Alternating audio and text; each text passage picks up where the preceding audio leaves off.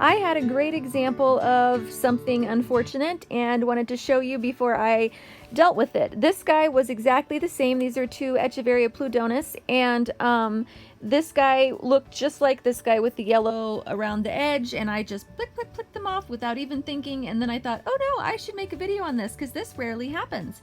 And since it happened to these two guys, what happened was I watered them. This guy had been really deprived of water, kind of neglected and sitting out all by himself, and half the soil had got dumped out of his pot, etc., etc.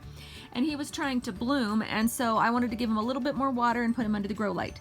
So I gave him a really good soak, put him under the grow lights right before we went on a little trip for just about 3 days, but it ended up being 4 days before I checked them again because I was really tired when we got home and not feeling well the next day. So they sat up in the tent for about 4 days, and in that time, unbeknownst to us because we weren't home, the breaker flipped and the grow lights were off. And from the looks of the plants, it probably happened shortly after we left. So they probably spent at least 3, maybe 4 days in pitch black after being soaked. Now, most of them survived really well, but plants, like I've talked about in other videos, transpiration through the leaves, it's where they soak up the water through the roots and then they evaporate it off through the leaves. And this is a really, really important process for plants. And when they don't have sun and the photosynthesis action to help the transpiration occur and help evaporate off excess water, they really don't do well.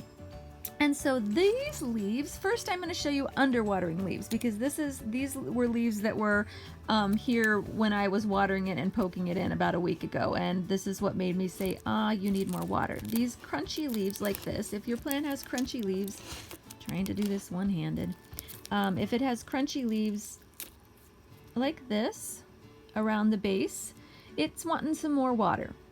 Now, 1 or 2 of these doesn't necessarily mean you're underwatering, because these plants grow from the bottom up, and so slowly the bottom leaves die and new leaves come from the top anyways. That's just their natural growth pattern. So some die off is totally expected. If every time you have a dead leaf you think, oh no, what am I doing wrong? Then that's going to get really exhausting. So definitely the older leaves die off and the new leaves come. But if you have this kind of repeating around your plant, a lot of dry leaves like this, which it would like another drink. However, if the leaves look like this, kind of still puffy, which yesterday they looked a little bit better and I just wasn't able to make this video yesterday. They were a bit more puffy still. They deflate pretty fast after they're officially dead. Stand up for me here. This one's the one I'm trying to get to. There we go. This is a great example. They start looking yellow, they almost get translucent. But they're still full, they're not hard and crispy, they're still full, but then pretty quickly they typically shrivel. Let me find this.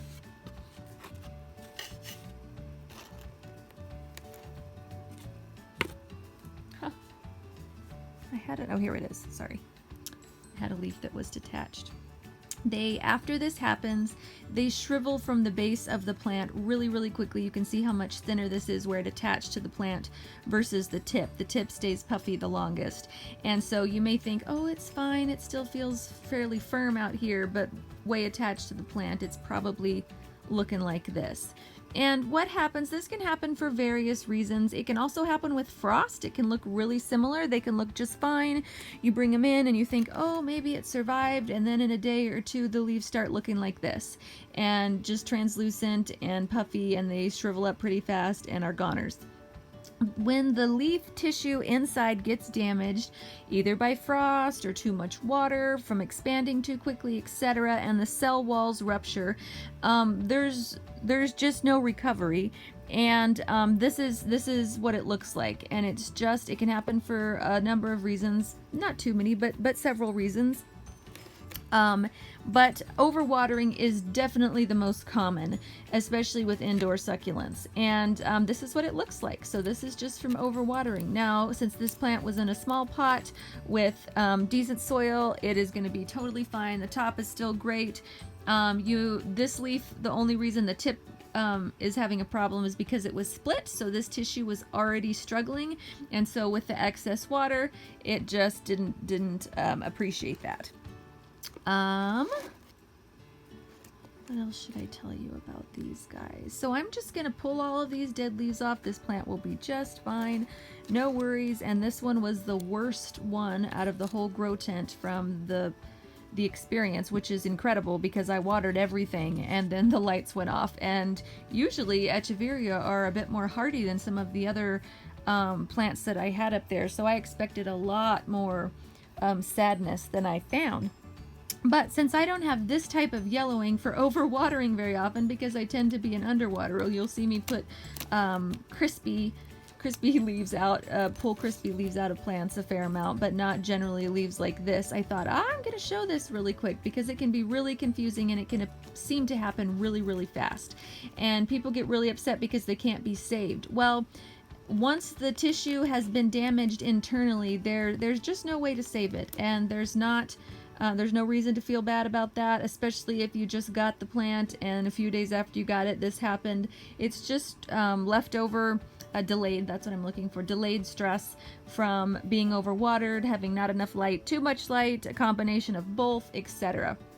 When tissue gets really stressed or the cells rupture and then it has some kind of a stress on top of it, then this is even more likely to happen. Sometimes if there's not a stress of no light or too much, etc., then the leaves will actually recover.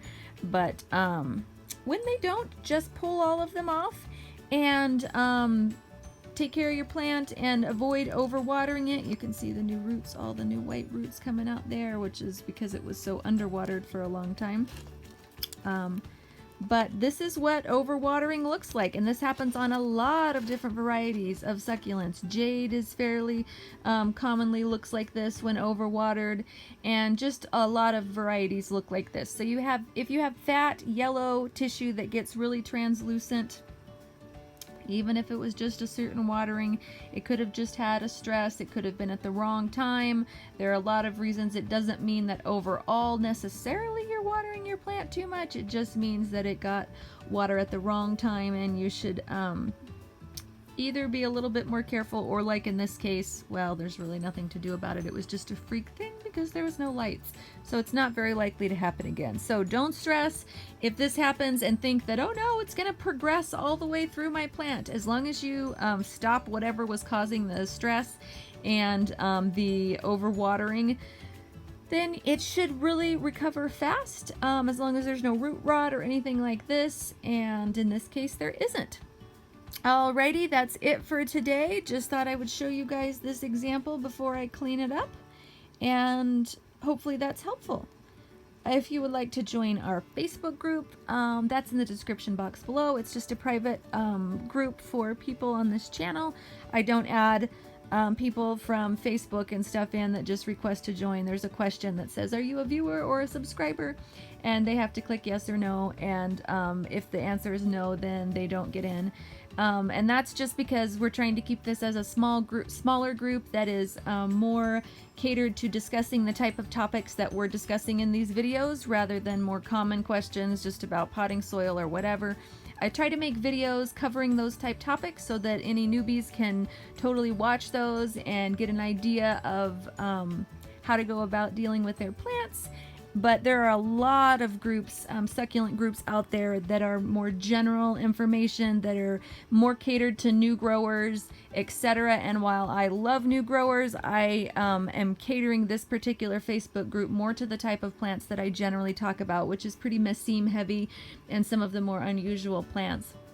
And it's just keeping it a little bit more manageable for me, and I'm able to interact with a lot more people this way, which is really fun for me. It gets overwhelming when there's too many questions and I just can't keep up. And I have another group that is essential oil related, and there's lots of people, and I have had to turn that over to other people because 20,000 people, I'm just not able to answer questions and interact, and it got a lot more stressful rather than fun. So that's the reason this group is private. It's just to kind of keep the numbers down a little bit. But we welcome anyone and everyone that would love to join from here. And it's been a lot of fun.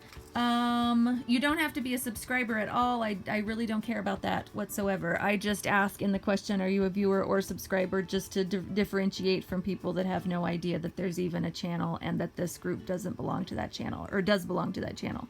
So it's just to differentiate. If you don't want to subscribe, that's just fine with me. I don't subscribe to a lot of channels. I'm weird that way. Notifications bother me. And so I have as many notifications turned off as possible, and I just check things often. And so I don't subscribe to a lot of channels, but I do enjoy watching them. So if you're just a viewer, that's 100% fine. Feel free to join. And I will close for now and talk to you soon. Hope you're having a fantastic day, and happy growing.